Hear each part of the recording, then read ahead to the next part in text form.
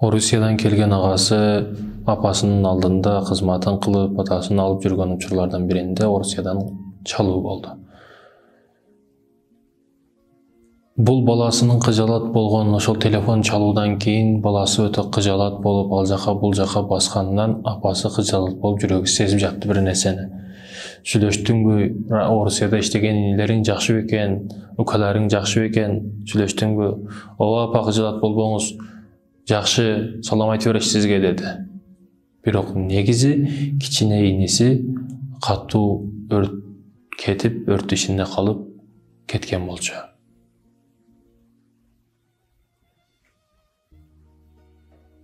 Апасына билдирбештик аракет кылды. Билдирбейин деди. Эки жак тазаламыш болуп турган учурда кайра телефон чалуу болду. Чоң агасынан болчу. Ага, аке, инибизди берип койдук. Кандайча? Неге? Эмне үчүн? Кандайча деп ошол жерде ыйлап бир канча саат отуруп калды. Апасына билдирбештик аракет кылды.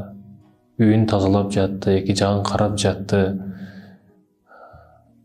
Күндөр ошентип өтүп жатты. Бир жума өтөр-өтпөс эшигинин астында чоңуна дараңдаган үндөрү менен келгенин укту. Бул баласы чуркап дарбазаны ачып чыгып, өзүнүн иниси менен кучакташып көрүшүп, ал иниси апасынын алдына чуркады.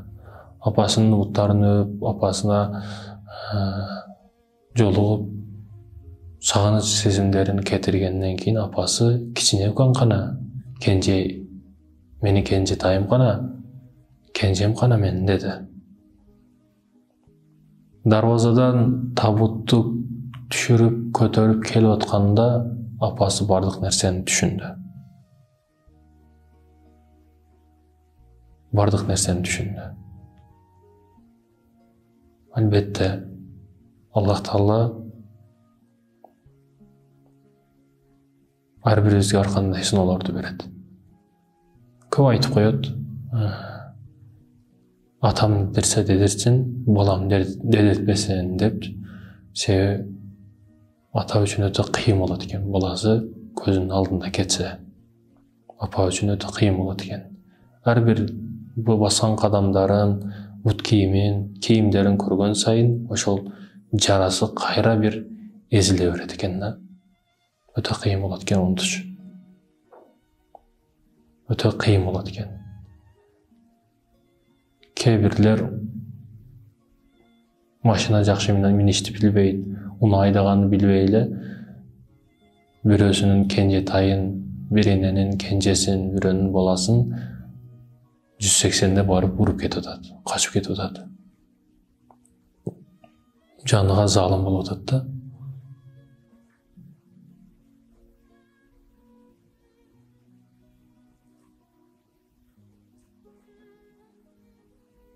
Ар бир нерсе эсептелүү. Бул кайтар дүйнө. Ар бирибиз өзүбүз башыбызга келет. Бирөөгө бүгүн даң дедирсек, эртең доң дегенди жейбиз өзүбүз. Бүгүн тырс дедирсеңиз, эртең турс деп өзүңүздүн башыңызга келет. Ар бир нерсе эсептелүү, эсеп чыккан. Бул дүйнөдө болсо акыретте жамандыгыңызды аласыз. Эмне үчүн тозокто жан берилет, кайра азапталып өлтүрүлөт, жан берилет, кайра азапталып өлтүрүлөт дейилет? Себеби бул дүйнөдө жыргап жашап жүргөндөр өтө көп, зулумдукту өтө көп кылат, жамандыкту өтө көп кылат. Алардын охранасы бар, байлыгы бар, бийлиги бар, милиция кызматкерлерин дагы сатып алат, врачтарды дагы сатып алат, алар акчасы көптү. Кедейлерге зулумдук кыла берет. Эми ошондой адам бир өлүп калса, ага жетиштүүбү ошол азап? Бир жолу өлүп калды, бирөө атып койду, ошол өлүм жетиштүүбү? Ал канчага миңдеген адамдарды өлтүргөн ого чейин? Жетиштүү эмес албетте. Калган 999-ун өлтүргөнү эмне болуп калат? Ошондуктан тозокто кайра тирилип, кайра азапталып, кайра өлтүрүлөт деген ошондон. Бейиште чыркап жашаш үчүн дагы ошон үчүн.